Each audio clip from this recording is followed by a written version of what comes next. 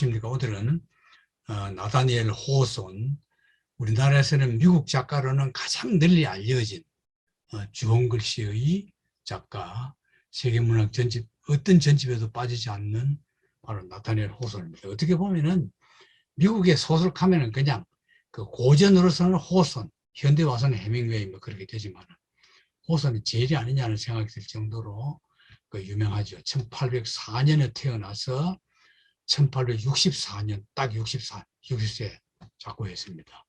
이 눈을 보면은 어떻게 보면은 좀 이 약간 그 이 조심스러운 겁 많은 사슴 같은 눈이기도 하고 또 그 속에 상당히 예리한 관찰력 같은 게 약간 번뜩이는 눈이 약간 번쩍이죠. 눈동자가 빛이 나죠. 그런 관상입니다. 나타낼 호손 그 선장 아들입니다. 선장 나타낼 호손 똑같아요. 아버지하고 이름이. 똑같은데 뭐가 다르냐? 여러분 앞에서 눈치챈 사람 있겠지만 HA하고 작가 호소는 여기 W자가 들어갑니다. 이게 이제 일설을 이해하면 뭐 그 자기 조상들 중에 세일런 마녀 재판한 그 치욕 그 불명예를 싣고자 자기는 W 넣었다고 하고 아니면 그냥 보기 좋아서 호소는 했는데 어쨌거나 A 호소는 아버지든 W를 넣었든 발음은 똑같습니다. 호소과 엘리자베스 매닝 어머니입니다. 어머니. 이 사이에 매사추세츠 세일럼 그 만재판이 있었던 그 동네입니다. 지금 하디 스트리트 세일럼 매사추세츠 여기에서 이제 출생해서 근데 이제 지금도 이제 거리 이름은 하디 스트리트 매사추세츠 세일럼의 하디 스트리트 27번지 그래 되는데 억세시블 이 집을 찾아가려면은 터너 스트리트 54번가를 지내가면은 훨씬 더 접근하기 쉽다 그런 뜻이에요. 근데 가는 길과 주소 그대로 찾아가면 빙 둘러가야 되고 이 길로 가면은 딱 생가로 간다. 그러니까 현지인들 가면 이제 딱 이 새끼를 딱 빨리 가는 거죠. 아버지가 선장이었습니다. 그래서 이 아버지가 요 가로 안에 호수는 나입니다. 호수는 4살 때 아버지가 더치 기아나는 네덜란드령 기아나입니다. 원래 기아나 하면 여러분 머릿속에는 프랑스령이죠. 불령 기아나. 이게 어딥니까? 남미 대륙 그 대서양 쪽으로 나 있는. 여러분 기아나 하면 머릿속에 뭐가 떠올려야 돼요? 빠삐용의 불령이 기아나입니다. 이게 불령 기아나거든. 이거는 이 아버지가 간 곳은 더치는 네덜란드거든요. 네덜란드령 기아나인데 그 남미의 그 기아나라는 그 불령 기아나 거기 이제 빠삐용이 귀양 갔다가 탈출해 나온 얘기가 있죠. 근데 그 건너편이 대륙에 보면 수리남이라는 아주 조그마한 나라가 있습니다. 이 더치 기아나로 가던 중에 수리남에 정박해서 있다가 이 애들을 남겨둔 채 죽어버려요. 그러니까 어머니가 졸지에 혼자 되어가지고 자기 친정집으로 들어갑니다. 친정 매닝가로 들어가요. 그 아버지의 생가는 세일럼이었는데 친정은 매닝가. 물론 그 옆입니다. 그 가까이 있어요. 여기 이제 들어가서 사는데 그러니까 별로 넉넉하거나 뭐 그런 집안이 아니었죠. 아버지가 일찍 돌아가셔버렸기 때문에 이게 이제 거기입니다. 태어나서 4살까지 아버지가 선장으로 활동할 때까지 살던 집이고 여기서 이제 아버지가 돌아가시고는 그 외갓집으로 들어가서 사는 겁니다. 이게 세일럼 그 옛날 1770, 1780년대의 세일럼 거기를 스케치로 남겨놨던 걸 옛날 모습을 이제 보는 겁니다. 배들이 다 이름배 참 고색창렬하죠. 9살에 학교에서 공놀이 하다가 발 다쳐가지고 3년 동안 휴가 갑니다. 이때 독서를 영정했어요. 그러다가 복학할 때쯤 돼서 외숙부, 외삼촌이 살던 농촌 레이몬드 메인주입니다. 메인주. 세바고 레이크, 세바고 호수 부근의 메인주 이리 가서 살았어요. 이때를 호소는 굉장히 즐겁게 자기 소년기 중에서 가장 즐거웠던 때가 외갓집, 외삼촌 집에서 막 마음대로 뛰어놀고 공부도 안 하고 그때 가장 즐거웠다 이런 말을. 이게 이제 메인주라는 게 바로 그 캐나다 밑에 미국에서 제일 북쪽에 있잖아요. 거기 있거든요. 그 이 동부 해안 뉴 잉글랜드 그 지역 그 주가요. 이쪽 서부 지역은 한 주가 엄청 크거든요. 이쪽 초기에 생겼던 뉴 잉글랜드 그 미국 양반들이 살던 주는 한 주가 조그만해요. 전부 다. 작은 게 다다다다 붙어가지고 주는 많은데 실질 면적은 얼마 안 돼요. 메인주도 가깝게 오고 있어요. 가족을 떠나서 셀름 학교로 돌아갔습니다. 15살 때. 여동생이 도와가지고 스펙테이터라는 제목으로 가족용 잡지를 만들어가지고 그냥 아무 프린트하는 것도 아니고 펜으로 꼼꼼하게 다 써가지고 성격을 알 수 있죠. 그리고 이걸 딱 만들어가지고는 가족들에게 돌려서 보였다는 겁니다. 16살 때. 이제 대학에 들어갑니다. 여기서 이제 공연을 보려면은 보스턴까지 가야 되는데, 보스턴 뭐 금방입니다. 셀럼하고 보스턴 아주 가까워요. 보스턴. 이때 이제 보던 대학 갑니다. 보던 대학에. 가던 중에 만난 게 누구냐면은 포트랜드에서 피어스. 이 나중에 대통령이 됩니다. 이 피어스라는 이름을 머릿속에 넣어두세요. 나중에 대통령이 돼가지고 이 사람 덕분에 이 작가 나타낼 호손이 출세를 해요. 영국의 리퍼폴이 영사가 됩니다. 이 사람 대통령 임기 끝나니까 딱 사직해요. 친해가지고 일생 동안 서로가 도웁니다. 보든 이 표기를 이제 나도 이걸 보든이라고 하나 했더니 보든 이렇게 표기를 하게 돼요. 우리나라에서. 보든 대학은 어떤 데냐 하면은 사립 리버럴 아트 하는 거는 이제 우리식으로 말하면 인문대학입니다. 인문대학 위주고 메인주에 있습니다. 메인주의 브리스위크 지역에 메인주의 브리스위크 지역 코스탈 해안의 해변에 있죠. 1994년에 설립됐고 유명한 앨럼니 동창 중에서는 호성과 롱펠로 그리고 피어스 이 나중에 대통령이 되는 이런 사람들이 있다. 이게 보던 대학입니다. 보던 대학인데 대학 졸업 후에 12년 동안 어머니 그때 이제 친정 갔다가 아무래도 독립해야 되니까 셀렘의 집을 얻어가지고 살았단 말이죠. 직장도 없고 완전히 어머니 밑에서 빈대부터 사는 겁니다. 12년 동안. 참 불행한 남자죠. 12년 동안 20대 그 청춘을 21살 때부터 대학 졸업하고 34살 때까지 계속 어머니 주는 밥 먹고 거기서 고독과 은둔 그리고 문학 수업 아침에는 독서 오후에는 집필 저녁에는 산책 이런 식으로 합니다. 어머니도 참 무던하죠. 그런 아들 그냥 아무 잔소리 안 하고 그대로 다 키운 거예요.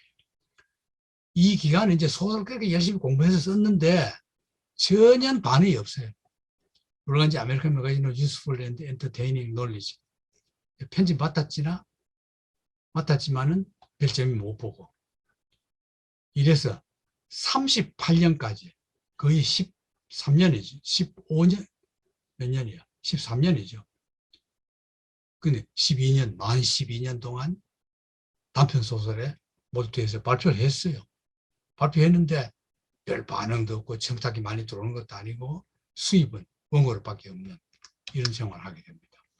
그러다가 첫 단편집을 Twice Told Tales 이게 문예지 이름이 The Token 단편을 발표한 후 여러 잡지에 기고한 단편 18편을 수록했는데 평은 괜찮았어요. 그 당시 문단에서도. 그러나 생활이 될 만큼 책이 팔리지는 않았다. 이 단편집 이름 Twice Told가 뭐예요? 딱 이치로 따져봐요. Twice가 두 번이죠. 두 번 얘기한 거죠. 그건 뭡니까? 여러분 두 번 얘기 들으면 어때요? 따분하죠? 따분한 얘기.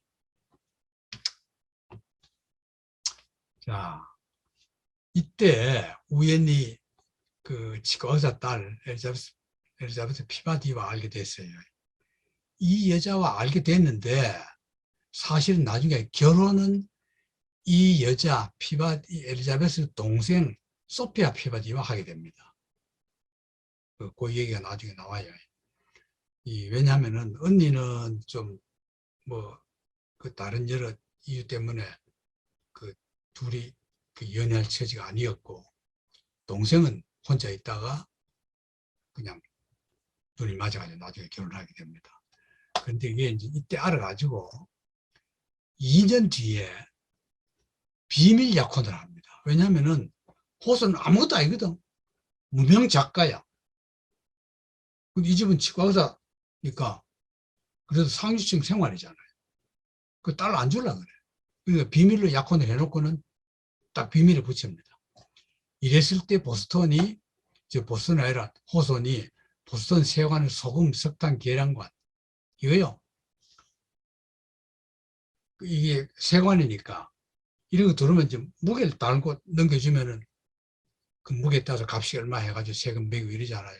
그 계량관 그걸 합니다. 말단 직업이죠. 그야말로 대학을 나와서 할 만한 일이 못 되는데 뭐 그냥 백도 없고 해가지고 이런 직업을 맡아가지고 아주 그냥 가난하게 지냅니다. 이게 보스턴 세관입니다. 그랬는데 이 언니를 보러 이제 호소는 이제 사실은 동생을 보고 싶은데 그 동생 보고 싶어 간다 이런 소리 못하고 언니하고 그 교제를 텄으니까 언니를 보러 가거든. 그 언니 가면은 언니가 자기 보러 호선에 오면은 동생한테 요런 말 합니다. 바일런보다 더 핸섬하다. 그는 바일런보다 더 핸섬하다. 바일런은 세계 문명 중에 최고 미남이거든요. 그보다 더 핸섬하다. 사실 그렇지 않아요. 호선은 못생겼거든. 그나마 여자들 눈도 멀면 그래 보이는 모양이에요. 바일런보다 더 잘생겼다 하니까 이 여동생이 뭐라 그러냐면 피바디가 소피아 여동생이 이 여동생도 자존심이 아주 콧대가 세요. 만약 여기 한 번 왔으면은 나만 보면은 그럼 빠졌어요. 나만 보면은 힐끔 뭐 다시 올 거다. 왜? 내 보러. 그 딱 자기도 자신 있는 겁니다. 이게 이제 만난 겁니다. 그랬는데 호손이 정말로 동생을 좋아해 버렸거든. 그래 이제 구애를 하니까 소피아가 처음엔 거절해요. 왜? 호손이 건강이 나빴어요. 그래서 여러분 생각해 보십시오. 만 12년 동안 실직자로 책 보고 사색하고 글 쓰고 수입도 없고 사회생활도 못하고 돈 없으니까 건강이 나빠질 수밖에 없어요. 아무리 산책해도. 그래서 처음엔 결혼 안 하려고 그랬습니다. 그러나 차츰차츰 이제 만나보니까 지적이고 그 심오함에 반해가지고 이제 결혼하게 된 거죠. 자, 이랬는데 어쨌거나 이때 이 무렵에 37살 때 보스턴 세관 그만두고 그 아무리 하찮은 직장이라도 그만두고 예르스필과 마가렛 마가렛 풀러가 하던 사회주의적인 이상향 농촌 건설 운동이 브루크 팜이라고 합니다. 브루크라는 거는 거기 있던 그 냇물을 브루크라고 해가지고 그 냇물가에 있는 농장 이래가지고 브루크 팜 여기에 투자합니다. 돈도 없는데 그 당시 $1,000면 엄청난 돈입니다. 이걸 막 어떻게 다 모아가지고 거기 가서 함께 살렸고 갔단 말이에요. 이건 이제 일종의 우리나라 옛날 그 소사의 신앙촌 같은 집단 생활인데 이게 이 19세기 후반 들어서서 대유행이 됩니다. 유럽에. 유럽에 대유행대가 이게 이제 그 여기에 대한 이론도 많이 나오고 이런 데 관한 책도 굉장히 많아져요.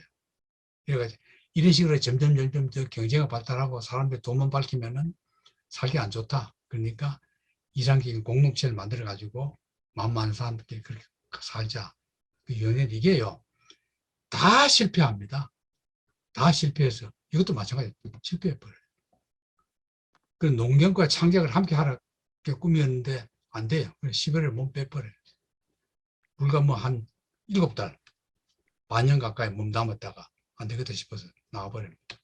돈만 날려버리는 거죠.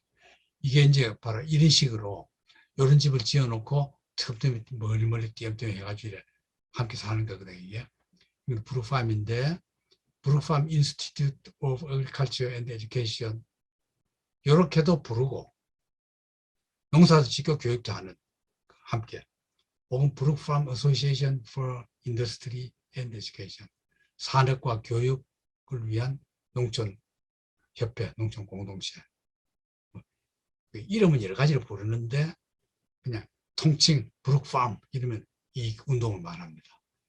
유토피안 익스페리멘트거든 커뮤널 공동생활하는 겁니다. 유니테리안 목사 디프리가 자기 아내하고 여기 마사추세츠 여기서 만들었단 말이죠. 보스턴 근교에다가.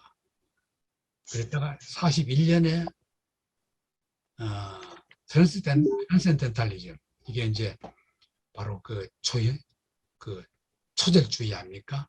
그 초절주의와 또 이게 목사니까 신앙과 그 다음에 철학 잉글랜드의 그 청교도적인 그 신앙과 철학 사상, 컬처럴 필로소피 이렇게 합쳐져 가지고 마르크스 이론이나 뭐 그런 게 이때는 없을 때니까 마르크스도 이때는 뭐 별 존재도 없던 존재니까 그렇기 때문에 그냥 미국식 풍토에서 이렇게 살면 아주 이상향이 만들어질 거다는 이런 여러 가지 그냥 그 상상에서 나온 공동체에서 이게 만들어질 겁니다. 이러다가 38살에 비밀 약혼을 했다가 드디어 공개를 합니다. 그러고 이제 결혼해요. 소피아 아말리아 피버디, 소피아입니다. 소피아 호손. 이 여자 자체가 화가이자 일러스트레이터 그림도 그리고 기사도 썼고 여러 논문도 쓴 이 여자 자체가 굉장히 재능이 많은 여자입니다. 참 재능 많게 생겼지 않습니까? 매력 있게 생겼죠. 이만한 용모니까 언니 보러 온 남자가 날 보면 다시 보러 올 거다고 탁 자신을 온 거죠. 이게 이제 세 자녀들 아들 하나 딸 하나 이게 전가족 이쪽 혼자 앉은 게 호손이 이쪽 끝에 앉은 게 아내 가운데 세 자, 다 자란 거죠. 자, 근데 아내가 그림 그린다 그랬잖아요. 아내가 그린 그림이 뭐냐면은 빌라 메나지오 라고 한 건 이건 그 이태리 말로는 호수입니다. 호수. 코모 호수가의 빌라 메나지오 그런 뜻입니다. 이 그림을 보면 알아요. 이 그림이 이거거든요. 이걸 보면은 이게 참 이 부인이 얼마나 이런 걸 이상향으로 생각했는가 알 수 있죠. 여기에 그 빌라가 있습니다. 이 빌라인데 이게 이제 호수겠지. 호수. 이 호수가에 이 빌라 그 그림이거든. 참 좋죠. 대단한 사실 이게 뭡니까? 전에 우리가 잠깐 했던 허드슨 스쿨스 화풍이 그렇게 있었죠. 미국식 풍경화. 미국 산나라는 게 그 미국이 워낙 그냥 도시 위주로 발달해가지고 도시만 우리가 미국을 이해하는데 이 자연이 세계에서 가장 아름다운 나라 중에 하나가 미국이거든요. 그러니까 무슨 학파가 그 미술파가 생긴단 말이죠. 그 파하고 똑같죠. 그런데 이걸 호손이 이토피아가 호손에게 비밀 약혼 1주년 기념으로 줬거든. 이걸 공개해도 되는데 이상하게 커튼 뒤에 숨겨두고 혼자 보면서 즐겼다 그럽니다. 호소는 굉장히 즐겨 본 그림입니다. 자기도 이상향으로 이런 걸 꿈꾸면서 살았겠죠. 여러분들 이거 보니까 여기 가서 살고 싶죠. 자, 그 다음에 할아버지의 의자. 미국 역사 정기적 내용을 담은 아동들을 위한 소설입니다. 호소는 몇몇 성인 소설 빼놓고는 거의 아동물이에요. 그 왜 그랬을까 난 잘 모르겠어요.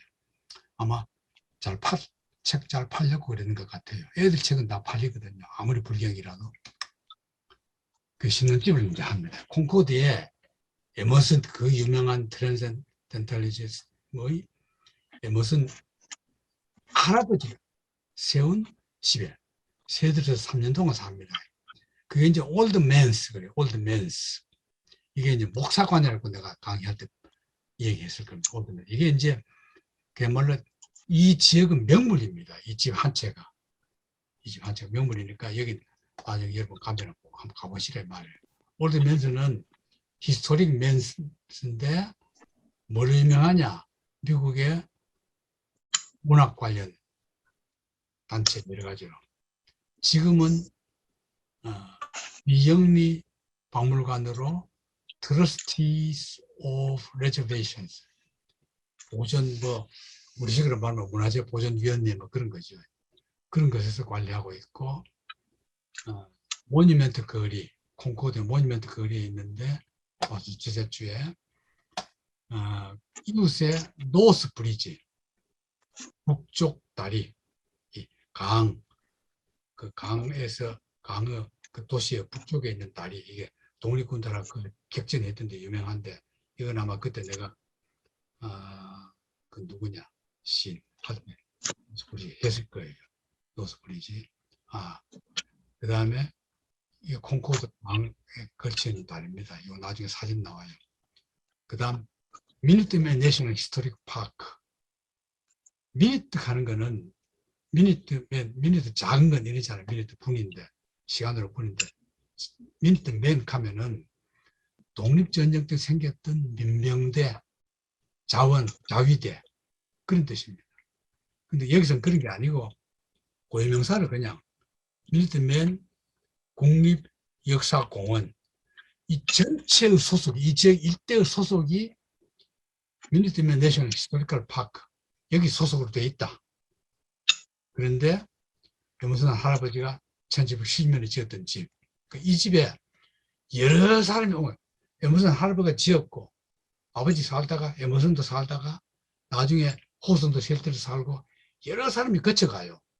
그러니까 그냥 에머슨 혼자만 살아도 유명한 집인데 그 뒤에 여러 사람이 거쳐갔기 때문에 더 유명해진 집이 되어버린 겁니다. 이거거든요. 지금은 이제 고쳐졌어요.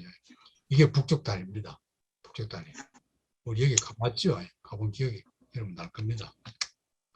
현재는 내셔널 히스토릭 랜드마크인데 1842년에 호손이 1년에 $100를 주고 올드맨스에 세대를 살았고 아내와 함께 이 소피아 피바디가 바로 초절주의자 이 아내도 호손 아내도 초절주의자예요. 민주월이 외덕하는 거는 금방 결혼을 한 거예요. 1842년 7월 9일에 결혼했거든요. 솔로가 여기에 그 우리 식으로 말하는 텃밭 베지터블 가고 텃밭 만들어가지고 채소도 길러 먹었다. 이 집은 내셔널 히스토리 랜드마크가 1966년부터 됐는데 그 마사추세츠의 아키올로지컬 고고학 역사 중요 지역지가 되어 있고 이거는 지금은 이제 계절별로 관광객이 몰려들 때는 공개한다 그런 뜻입니다. 그럼 여기에 거쳐간 사람 누구느냐? 호선하고 이 뒤에 이제 거쳐간 사람이 나옵니다. 근데 여기 살다가 워낙 돈벌이가 안 되니까 호선이 집에 못 내가 셀래 어머니 곁에 또 들어가요. 어머니한테 참 부끄럽죠. 장가 가가지고 또 어머니 신세진다는 게 지 혼자 입도 무거운데 무서운데 그 이듬해 세일럼 세관 검사관으로 취업을 합니다. 장가 가서 생활 안 되니까. 이미 지난번에 한번 취업했다가 말단으로 취업했다가 사직했다가 장가 가서 생활이 어려우니까 다시 들어가요. 이번엔 대우를 잘 받아요. 여기서 이제 문제의 소설 주홍글씨 창작 동기가 되는 옷을 보게 됩니다. 1946년 호선이 공식적으로 이제 임명을 받습니다. 서베이어 계량관입니다. 세일럼 지역 주류와 주류를 지역으로 다는 것과 인스펙터 감독관입니다. 레비뉴 레비뉴라는 게 세입이잖아요. 세입. 포트 세일럼 항구에 모든 이 세관 들어오는 걸 보고 세금 매기고 받고 하는 그걸 합니다. 그래. 그 애뉴얼 월 수입이 $1,200 거죠. 그 당시에는 생활을 대만합니다. 이게 세일럼 항구거든. 아까 봤죠, 이거를. 이게 이제 세관이었습니다. 그러면은 이게 이제 그랬대요. 원래 이제 세일럼에 다닐 때는 딱 들어가면은 옆에 그 세일럼 그 이상한 박물관이 있었답니다. 그 보스턴 시내 보스턴 그 유물을 보습니다. 거기에서 그 스칼렛 드레스의 본보기가 되는 옷을 보게 됩니다. 그 옷이 여자 옷 하얀 옷에다 여기다가 주홍색으로 A자 레더르트라는 A자가 새긴 그 옷을 보게 된 겁니다. 그걸 보고는 저게 뭐냐, 옛날에 간통녀들에게 붙인 표시를 저 옷을 입고 계속 외출해야 된다. 듣고 이제 그게 이제 바로 주홍시 소설이 되어버렸단 말이죠. 자, 답편집입니다. 지금부터 답편집 잘 써요. 괜찮아요. 낡은 목사관은 있기. 자기 목사관에 있어 봤거든. 그 있기야. 그러니까 오래된 역사들, 보스턴 일대의 오랜 역사들을 쭉 이렇게 본 겁니다. 그럼 그 중에는 자기 조상 중에 세일럼 마녀재판에 관여했던 판사도 있었다. 그것도 알아요. 왜? 집안에 내려오는, 우리식으로 말하면 자기 조상들 족보야. 족보는 다 알고 있어. 그런 것부터 쭉 다 알고 이 단편집을 낸 겁니다. 이것도 이 지역의 옛날 얘기거든요. 이 소설집을 내고 난 뒤에 그야말로 당대 미국 최고 소설가라는 명칭을 얻게 됩니다. 이 작품집에서 가장 충격적인 작품이 뭐냐면은 내가 볼 때는 로저 멜빈의 매장. 로저 멜빈이라는 사람을 베리얼 장사 지내는 겁니다. 베리얼 매장. 그게 뭐 젊은 굿맨 브라운, 천국행철도, 라파치니의 딸 뭐 이런 소설들이 많은데 이 목려지에 등단한 1830년부터 8년 동안 단편에만 몰두해서 우화와 상징을 담은 44편을 써서 이 단편집이 됐단 말이에요. 됐는데 그러고는 에드거 알란 포와 함께 미국 단편 소설을 문학 장르로 확립시킨 작가로 딱 굳어져 버립니다. 나중에 20세기 들어와서 헨리 제임스라는 작가가 이 심리학 작가입니다. 미국의 천재의 가장 가치 있는 표본. 내가 볼 때 뭐 그러진 않는데 그 헨리 제임스가 볼 때는 자기 마음에 든 거죠. 왜? 헨리 제임스는 심리주의 작가이기 때문에 이거는 내면의식만 쓰거든. 이것도 예를 들면 로저 멜빈의 매장, 이거 내가 지금 얘기 자세히 해드릴 텐데 여러분 상당히 인간의 심리 묘사를 찬찬히 잘해요. 자, 로저 멜빈 매장입니다. 로저 멜빈 베리얼. 이건 뭐 하도 이 소설이 좋아가지고 이게 표지로도 많이 나옵니다. 자, 이 사건은 1725년에 그리고 옛날 얘기죠. 옛날 얘기니까 이게 목사가 있기. 그 단편집 제목이 드는 거죠. 존 러브웰 대위가 46명의 원정대를 인솔 해서 메인주, 남서부 피코킷, 여기 인디안과 벌였던 전쟁, 이 인디안과 전쟁했을 당시의 이야기를 다룬 것이 바로 이 소설의 기본 모태가 됐다. 이렇게 가족을 잃은 이 대위가, 존 러벨 대위가 복수심이 작동해가지고 격렬한 전투를 벌입니다. 그러다가 부상당한 채 낙오한 두 병사가 생겨요. 이걸 가지고 이제 쓴 거거든. 그러면 시대적, 역사적 배경은 인디안 토벌 전쟁이고, 소설은 낙오된 두 병사, 이게 딱 됩니다. 거의 역사적 실화 비슷해요. 자, 이게 이제 세 주인공, 중요한 세 주인공 이름 이것만 알면은, 뭐 여러분 머릿속에 외울 필요는 없지만은, 얘기 줄거리 이해하려면 딱 머릿속에 두세요. 로이 벤 본이라는 젊은 병사예요.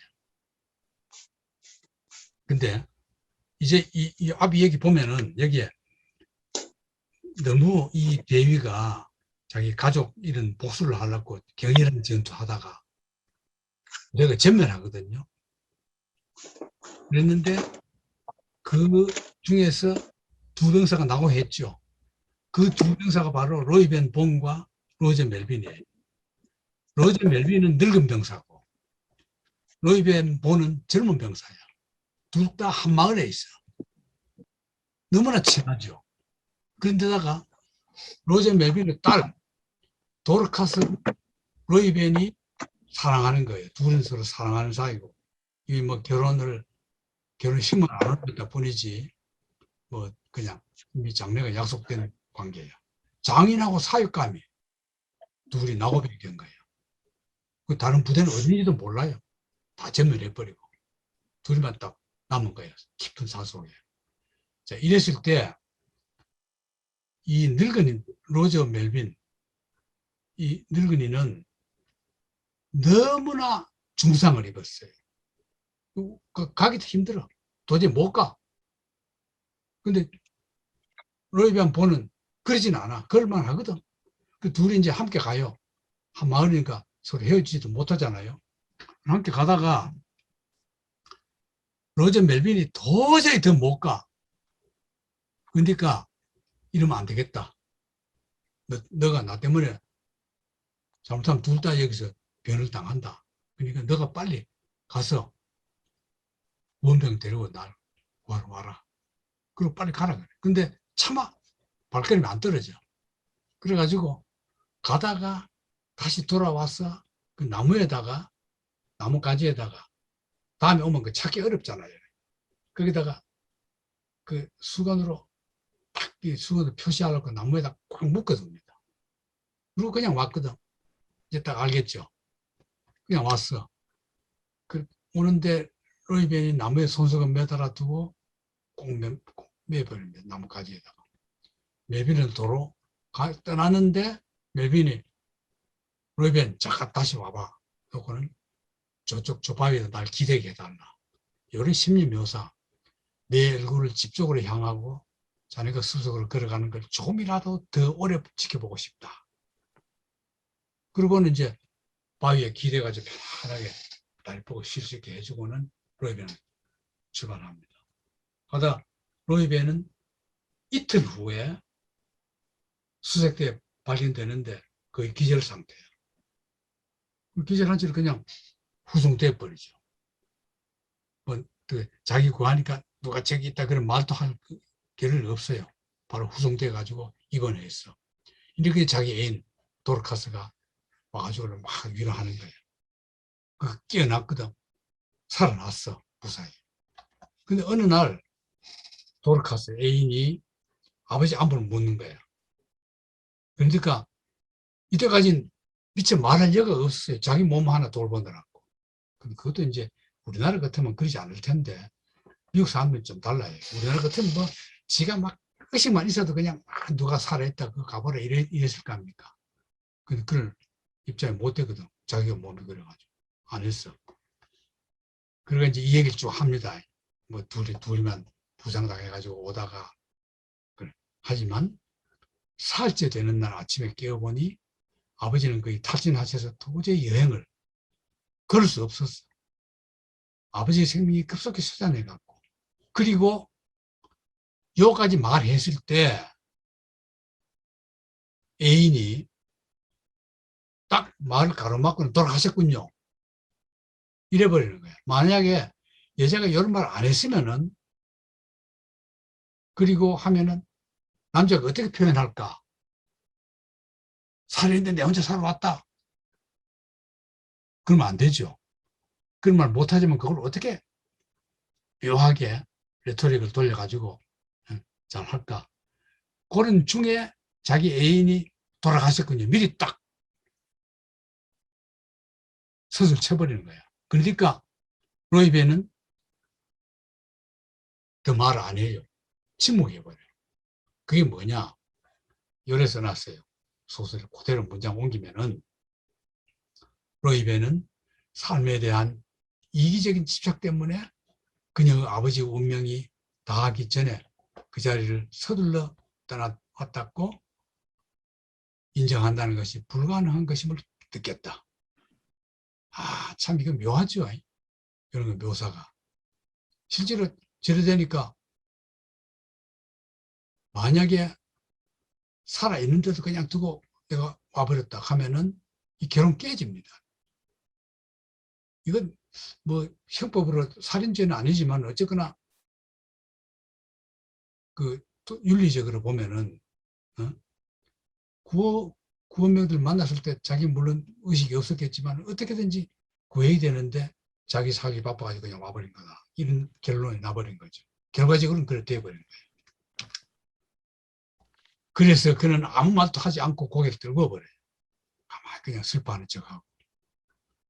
이 소문이 퍼지니까 마을 사람들은 도리어 그 용명의 찬사를 보내 진실을 밝힐 기회를 박탈해버려요.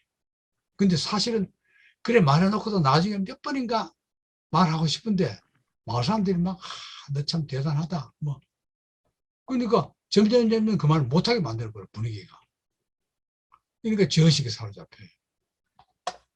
그래서 그는 매장이라도 하러 가고 싶어도 매장하러 간다 하면은 친구들이 따라올 거란 말이야. 그 가게 되면은 들통이나 바위에 길에 앉아있는 게 결국 못 가요. 못 가고 그대로 그냥 살아버려. 결혼해서. 결혼하니까 이 외동딸이라. 이 사람 다 물려받아가지고 부자야. 근데 농사는 서툴거든. 근데 자기 죄의식 때문에 그 장인에 대한 죄의식 때문에 점점 신경질 나대고 일도 못하고 아내도 처음엔 그렇게 사랑스럽다가 점점 죄의식 때문에 트집만 잡게 되고 둘 사이도 나쁘고 재산도 거의 파산의 격이에요. 근데 아들은 잘 컸어. 이 아들이 16살 때 도저히 여기 이래 살면 내가 내 마음 죄의식 때문에 안 하겠다. 이사라도 가야 되겠다. 하고는 다른 마을에 터잡아주고 이사를 갑니다. 이사간데 이제 그리 지내가요. 그 산으로. 그 산을 넘어갑니다. 5일째 야영 중에 이사가는 중에 사냥감 찾으러 아들이 떠난 뒤에 그는 바로 그날이야. 그 장인 영감을 바위에 앉혀놓고 떠난 그날이야. 5월 12일이야. 그날 잘 기억하지. 하고는 바로 부산당에 헤매던 그 산속. 그 호련 아내가 가련한 지 아버지가 이 세상을 버리고 더 좋은 세상으로 떠나신 게 18년 전 이맘때였죠. 당신이 아버지에게 바친 정성을 생각하면서 그 후로 많은 위로를 받았죠. 아, 이런 황량한 곳에서 혼자 죽음을 맞았다면 얼마나 끔찍했을까 알았고. 아내는 그 진실을 모르기 때문에 남편에게 항상 감사하는 마음으로 봉사해 왔는 거예요. 참 묘한 부부죠. 이 말에 그는 아들이 간 반대 방향으로, 쉽게 말하면 아들이 이쪽으로 갔으면은 그 자기 장인을 버려두고 온 쪽은 이쪽이야. 그래서 어떻나 싶어서 몰래 그 현장을 보러 가는 겁니다. 바위 있는 쪽으로. 응? 가는데 가면서 유골을 찾아 덮어줄 수 있길. 만약에 유골이 좀 있다면은 내가 그냥 오늘이라도 파가지고 좀 잘 묻어주고 싶다. 그 산속을 헤매고 있는데 부스럭 소리가 나서 총을 쏴버려요. 그 무슨 노르나 뭐 멧돼지는 그런 줄 알고 총을 그날 딱 총을 쐈단 말이죠. 쏘니까 조용해져요. 부스럭 소리가 안 나.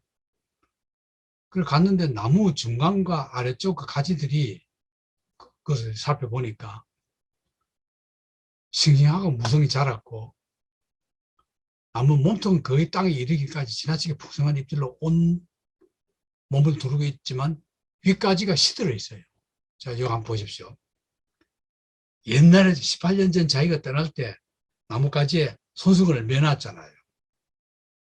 거기에 그 수분이 잘 안 올라가가지고 밑은 아주 울창해졌는데 나뭇가지나 덩치가 위는 바짝 마른 거예요. 바짝 말라가 그냥 거의 죽은 상태로 그대로 있어요. 가지들이 시든 상태로. 바로 18년 전 자신이 손수건을 맸던 그 가지입니다. 그리고 거기가 바로 그 바위 바로 옆 가지니까요. 바로 그 자리야. 그 온 겁니다. 자, 그랬는데 무슨 일이 벌어졌나 보십시오. 저녁쯤 해서 아내가 남편 아들 둘 다 안 오거든. 아들 이름 부르면 찾아 나섰어. 아내가 남편인데 왔어. 그러니까 남편 얼굴이 창백해 있어. 왜냐? 아까 부슬 끓였던 총을 쐈지요. 그게 산짐승이 아니고 자기 아들이었어요. 아들을 죽여버린 거예요. 어때요? 너무 심하지 않나? 이래서 그 남편이 하는 말이 아내에게 이 넓은 바위가 아버지가 그 기대했잖아요. 당신 아버지의 묘비요 도르카스 아내 이름이죠. 당신의 눈물이 이제 당신 아버지와 당신 아들한테 동시에 떨어지게 되었군요. 아들도 그 자리에서 죽었다는 것을 딱 나타내면서 이 소설이 끝나는 겁니다. 어때요? 굉장히 여러 가지 생각할 수 있어요. 그 죄의식을 숨겼기 때문에 일생을 망친 그런 양심을 같이 하게 지금 오늘 우리나라에서 살아가는 사람들이 얼마나 독종이고 윤리의식이 없는 걸 생각하면은 아마 이런 남자가 전혀 죄의식을 느끼지 않고 잘 살면서 오히려 바람까지 피웠을 것 같아요. 아내를 버리고 그 처갓집 돈 가지고. 그러나 이때는 그러지 않고 그런 인간성보다는 오히려 평생을 참여도 제대로 못했기 때문에 차라리 참여를 해버리면 나아요. 참여도 못했거든. 그러니까 자기 혼자 깡깡 앓으면서 하다 결국은 아들까지 죽인. 그건 뭡니까? 신의 섭리입니까? 응? 너 장인을 죽인 너 그 더러운 손이 그래 놓고도 살고 있느냐? 네 아들까지 한번 죽어봐라. 그럼 벌을 내린 건가? 참 여러 가지 참 난 굉장히 이 소설 감동받았어요. 굉장히 여러 가지 살아가면서 인간의 선과 악이 무엇이냐, 우리의 그 자의식이 어디까지 가느냐는 걸 생각하게 만든 소설이었습니다. 참 대단히 좋았어요. 이 소설이. 자, 이 정도면은 이런 정도 수준의 단편을 썼다면은 호선의 명성은 높일만 하죠. 충분히 높일만 하다고 봐요. 자, 정권이 바뀌니까 보스턴 세관에서 해직당해요. 그러니까 이 아내가 참 훌륭한 여자예요. 또 돈 벌려고 애쓰지 말고 당신 평생 꿈이 소설 아니냐. 소설이나 전념해라. 그래가지고 딱 자기가 막 그 생활을 꾸려가면서 좋은 것이면 전념하도록 만듭니다. 그래서 탄생한 것이 좋은 것입니다. 그러니까 명작이 안 나올 수 없죠. 아내의 정성까지 깃들었으니까. 좋은 것이 나왔거든. 이때부터 일약 호소는 세계적인 작가로 발돋움합니다. 한 달 만에 5,000부. 세관 묘사로 무리와 냉대가 함께 와요. 세관을 별로 좋지 않게 그렸거든요. 자, 10일 동안에 2,500부. 한 달 만에 5,000부. 런던에서는 해적판이 나오고. 이때 국제 무슨 협약 기능이 없을 때니까. 미국에서는 1억 베스트셀러, 최고 인기 작가가 되어버립니다. 조은걸 씨. 이건 우리가 전에 했죠. 그 세일린 마녀재판 때 미국 역사에서 이 미국 기행 초기 강의 때 했습니다. 이때 생략하는데 주요한 줄거리는 에덴을 상징으로서 뉴 잉글랜드 보스턴. 이걸 참 우리 신앙은 망명지잖아요. 이 뉴 잉글랜드가. 유럽에서 막 그 신앙의 탄압을 받아가지고 그야말로 프로테스탄트들이야, 이 퓨리탄들이 우리끼리 우리 신앙, 이 멋진 신앙을 지키자 온 거거든. 그 에덴의 상징이야. 그랬는데 이때 1642년에서 49년 7년 동안 마녀 재판, 마녀 사건 터져요. 터진 거는 이 소설의 배경은 요때인데 마녀 사건이 터진 거는 1692년입니다. 그러니까 마녀 사건의 한 세대 앞, 그럼 이제 호손 그걸 쓰고 싶은 건 뭐냐? 자기 조상들이 마녀 사건 때 판사로 죄를 지어가지고 그 죄의식이 굉장히 많았거든. 그래서 이제 자기 이름에 더블자도 집어넣었다는 설이 있을 정도로 죄의식이 많았거든. 그러면은 왜 우리 할아버지가 그런 죄를 짓게 됐느냐? 그 역사적인 배경이 뭐냐? 신앙이 도대체 어떻길래? 기독교 신앙을 어떻게 하는 게 올바른 건가? 그 마녀 사건이 일어나게 된 보스턴 일대의 보수적인 신앙의 그 병폐를 그려보자. 이게 바로 스칼렛 레터 주무시입니다. 그러면 이렇게 고리타분한 신앙심을 가진 목사들과 관료들과 시민의식, 만일이 나타나 생각하게 만드는 그 신앙의 풍토, 그게 바로 주홍글씨야. 그러면 이 주홍글씨 가만히 보면은 여러분들 이제 뭐 기독교 신앙인과 비신앙인 또 각자의 이성적인 그 판단력에 따라서 스칼렛 레터를 어떻게 해석하고 어떻게 보느냐는 게 다 달라질 겁니다. 달라지는데 어쨌거나 호손이 말하려고 했던 것은 바람직한 신앙은 이게 아니다. 미국의 이민 올 때, 필그림 파더스들이 올 때의 그 용맹한 유럽에서 가장 진보적인 신앙이었던 그 퓨리탄들이 와서 다시 신천지에서 귀족들이 생겨버림으로써 잘 살게 되니까, 배부르고 잘 살게 되니까 또 그 신앙이 보수화돼요. 보수화되어서 만재재판이라는 끔찍한 죄악도 저지르게끔 그 신앙이 너무나 답답하다. 그걸 그려준 것이 바로 좋은 것이다. 이게 이제 일반적으로 가장 널리 해석되는 방법이고, 그게 뭐 여러 가지가 있죠. 이게 옳았다고도 하고 뭐 여러 가지 있으니까 그건 나중에 여러분들 각자가 생각하는 게 좋겠고, 여기서 본 A자 자수 이걸 직접 본 거고, 보스턴에서 30분 거리에 있는 세일럼 이 거리에 보스턴 외향입니다.